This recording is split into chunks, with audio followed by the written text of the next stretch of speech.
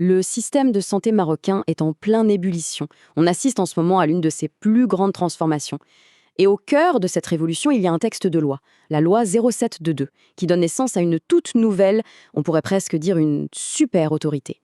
Alors on va décrypter ensemble ce qui est en train de changer. Tout par de là. Ce principe, c'est vraiment le moteur de toute la réforme. C'est une vision qui vient de très haut, des orientations royales, et qui explique pourquoi tous ces changements ont lieu. L'objectif, il est limpide. Un système de santé qui soit plus juste et surtout beaucoup mieux géré pour tout le monde. La question qui se pose, c'est donc de savoir qui va piloter cette immense réforme. Quelle est cette nouvelle entité qui est au centre de tout? C'est ce qu'on va découvrir maintenant. Bon, pour commencer, il faut qu'on comprenne un peu le contexte. Quels sont les objectifs qui ont mené à la création de cette nouvelle structure? En fait, il s'agit de poser les fondations d'un système de santé entièrement repensé.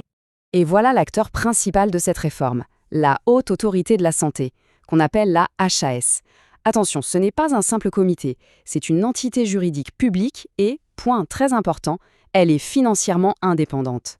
Son rôle est double, d'un côté garantir la stratégie de l'État sur le long terme, et de l'autre être le gardien de la qualité des soins pour tous. Maintenant qu'on sait ce qu'est la HS, on va voir plus en détail ce qu'elle fait. On peut vraiment la voir comme le nouvel architecte de tout le paysage de la santé au Maroc.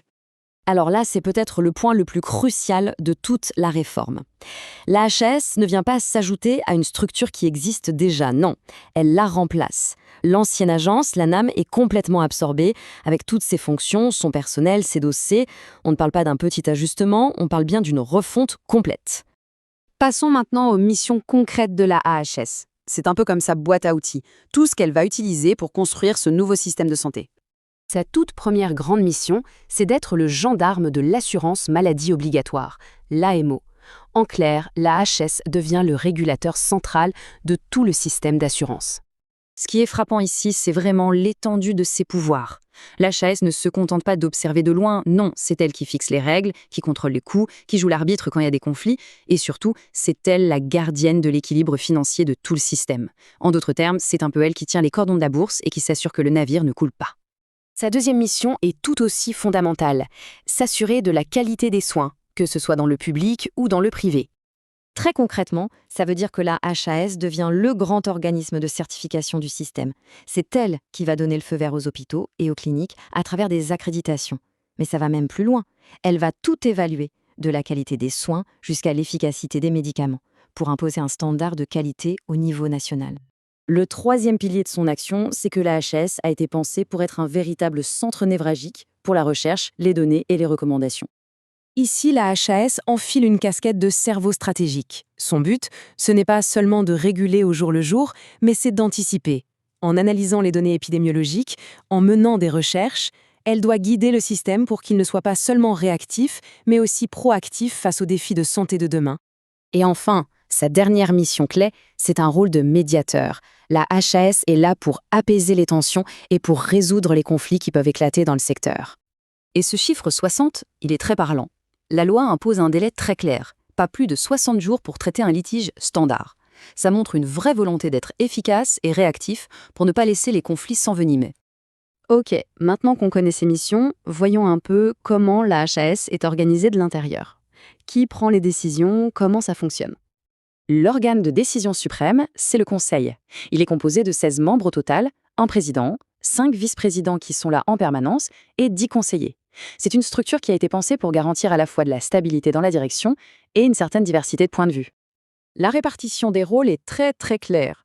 Le Conseil, lui, a un pouvoir stratégique. C'est lui qui approuve les budgets, les règlements, les grandes orientations. Le président, de son côté, a un rôle exécutif. Il gère le quotidien, il met en musique les décisions du Conseil et il représente l'autorité à l'extérieur. Mais le Conseil et le président ne sont pas seuls. Ils s'appuient sur 2 piliers essentiels. D'un côté, on a le secrétaire général, qui est le véritable chef d'orchestre de toute la machine administrative, et de l'autre, le comité scientifique, qui agit un peu comme la boussole de l'autorité, pour s'assurer que toutes les décisions sont bien basées sur les données scientifiques les plus récentes.